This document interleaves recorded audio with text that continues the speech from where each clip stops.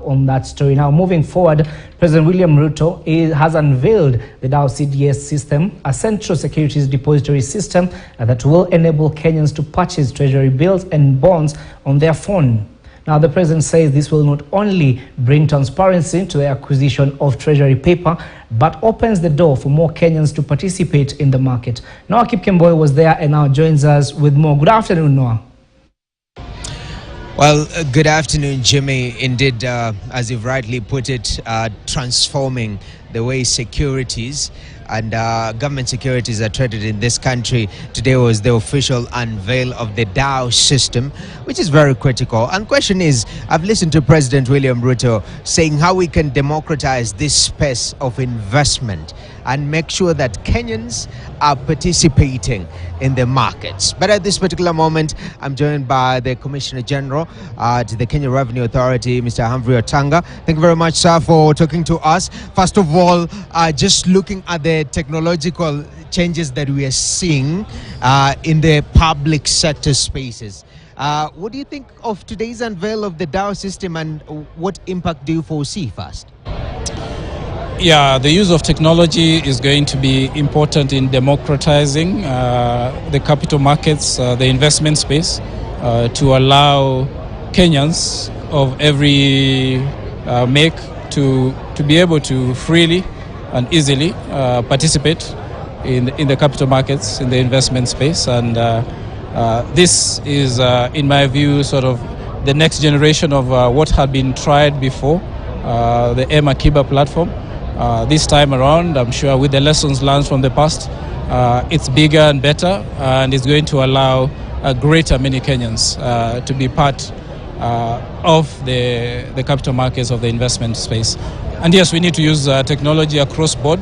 We have seen the impact of M-Pesa, what it has done in terms of financial inclusion, in terms of making it easier for Kenyans to transact.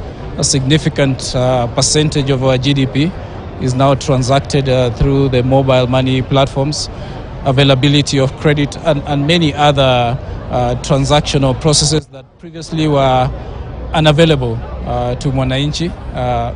All of that have been made possible through technology, and we want to expand on that.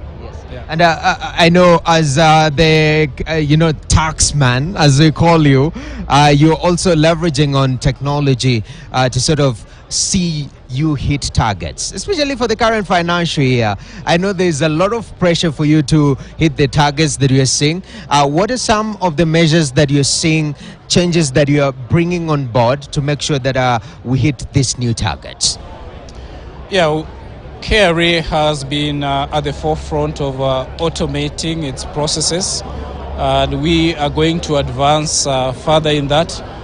Currently, you've seen the rollout of e-Teams, the electronic sort of tax management system, and we are also looking at improving on our what we call our customs management system as well, and other technologies that are going to come to the fore. Ultimately, we are of the view that we want to make the tax experience as easy and as simple as possible, right in the palms of our taxpayer, our clients' hands, so that they can be able to, almost in real time, be able to check their tax status, able to transact, sort of simplifying the process.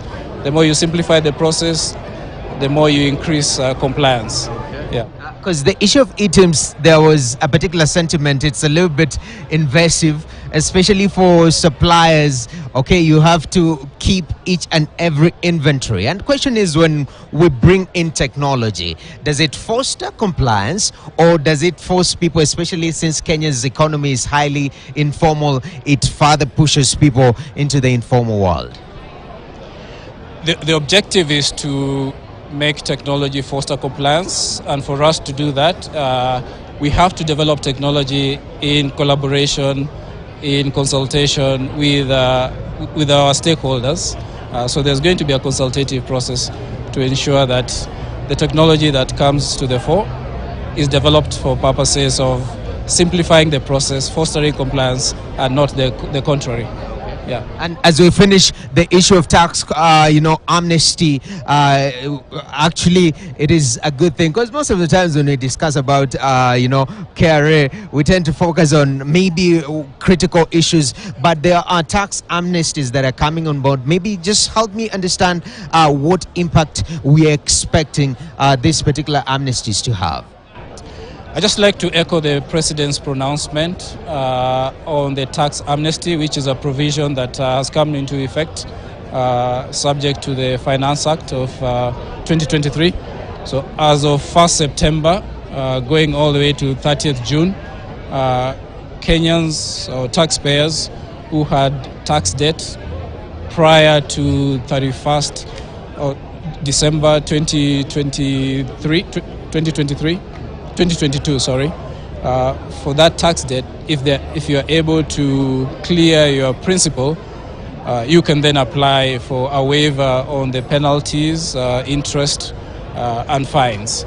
So it's an opportunity for Kenyans to gain relief in terms of waiver of their penalties, interest, and fines as pertains to the tax debt for the years prior to December 2022. So we'd like to encourage as many Kenyans as possible to come to the fore and take advantage of this tax amnesty, and also to regularize their tax status and be a participant in contributing to the national kitty in order to advance our economic development. Thank you. Thank you very much, sir. I appreciate that. Was actually the Kenya Revenue Authority's Commissioner General Humphrey Watanga, saying that it's time that Kenyans take advantage of the amnesty at hand to be able to clear their arrears. And secondly, he says that, when you involve technology, it streamlines the systems. And even as the Revenue Authority, they're saying that they are for example, look at ATMs, Jimmy. This is technology being infused to make sure that they are collecting more to hit the targets. But today is the unveil of DHOW CSD, and we've seen that this is actually set to change on how we trade securities, and the power is at the palm of your hands on these phones. Back to you, Jimmy. All right, thank you very much, Noah, and of course I hope